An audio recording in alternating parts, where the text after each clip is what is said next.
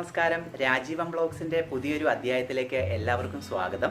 ഇന്ന് നമ്മൾ മത്തങ്ങയും വൻപയറും ഉപയോഗിച്ച് എരിശ്ശേരിയാണ് തയ്യാറാക്കാൻ പോകുന്നത്.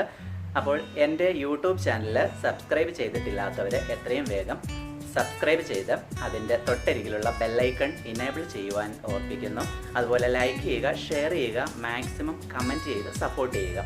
അപ്പോൾ മത്തങ്ങ എരിശ്ശേരി ഉണ്ടാക്കുവാനായിട്ട് എന്തൊക്കെ ഇൻഗ്രീഡിയൻസ് ആണ്, എങ്ങനെയാണ് അത് തയ്യാറാക്കുന്നതെന്ന് നമുക്ക് നോക്കാം. വൻപയർ 1/2 കപ്പ്, മത്തങ്ങ കട്ട് ചെയ്തത് 1 കപ്പ്, പച്ചമുളക് 4 എണ്ണം രണ്ടായി പിളർന്നത്, കറിവേപ്പില 2 തണ്ട്, തേങ്ങ ചിരവിയത് 1 കപ്പ്, വെളുത്തുള്ളി 3 പീസ് വലുത്, പച്ചമുളക് 3 എണ്ണം, നല്ല ജീരകം 1 ടീസ്പൂൺ, മഞ്ഞൾപ്പൊടി 1/2 ടീസ്പൂൺ. നമുക്ക് കഴുകി കുതിർത്ത് വെച്ചിരിക്കുന്ന പയർ ഒരു കുക്കറിലേക്ക് ആഡ് ചെയ്യാം. ഇനി ഇതിലേക്ക് കട്ട് ചെയ്ത് വെച്ചിരിക്കുന്ന മത്തങ്ങ ആഡ് ചെയ്ത് കൊടുക്കാം. എടുത്തു വെച്ചിരിക്കുന്ന പച്ചമുളകും അതിലേക്ക് ചേർക്കാം. 2 തണ്ട് കറിവേപ്പിലയും അതിലേക്ക് ചേർത്ത് കൊടുക്കാം.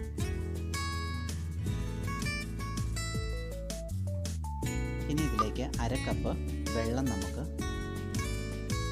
ആഡ് ചെയ്ത് കൊടുക്കണം.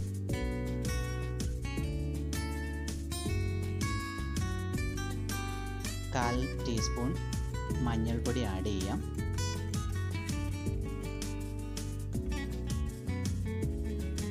അര ടീസ്പൂൺ ഉപ്പും ആഡ് ചെയ്ത് കൊടുക്കാം.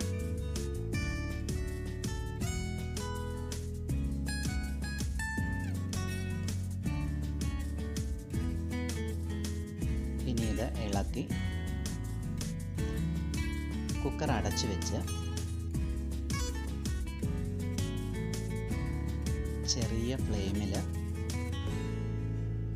2 വിസിൽ അടിക്കുന്നത് വരെ നമുക്ക് ഇത് വേവിച്ചെടുക്കാം.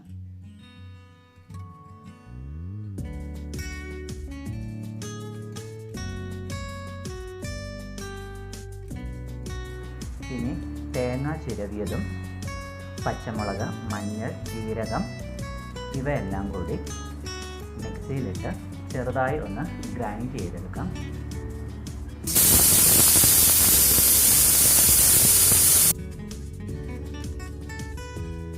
ഇനി നമുക്ക് വേവിച്ച് വെച്ചിരിക്കുന്ന മത്തങ്ങയും പയറിലേക്കും അരച്ചെടുത്ത അരപ്പ് ചേർത്ത് നല്ലതുപോലെ ഇളക്കാം.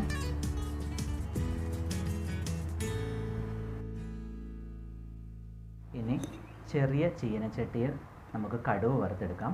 2 സ്പൂണ് ഓയിൽ ഒഴിച്ച് ചൂടാവുമ്പോൾ കടുകിടാം. ഇനി ചുവന്നുള്ളി 2 പീസ് ചെറുതായി അരിഞ്ഞത് ആഡ് ചെയ്യാം. വേപ്പില ആഡ് ചെയ്യാം. ഇനി ഇത് ഇളക്കി കൊടുക്കാം. 2 പച്ചമുളക് ചെറുതായി മുറിച്ച് ചേർത്ത് കൊടുക്കാം.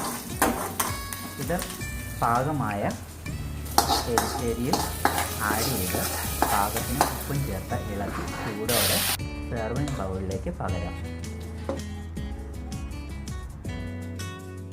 അപ്പോൾ നിങ്ങൾക്ക് ഇഷ്ടമായെങ്കിൽ സബ്സ്ക്രൈബ് ചെയ്ത് ലൈക്ക് ചെയ്യുക, ഷെയർ ചെയ്യുക, മാക്സിമം കമൻറ്റ് ചെയ്യുക. അപ്പോൾ ടേക്ക് കെയർ, ബൈ.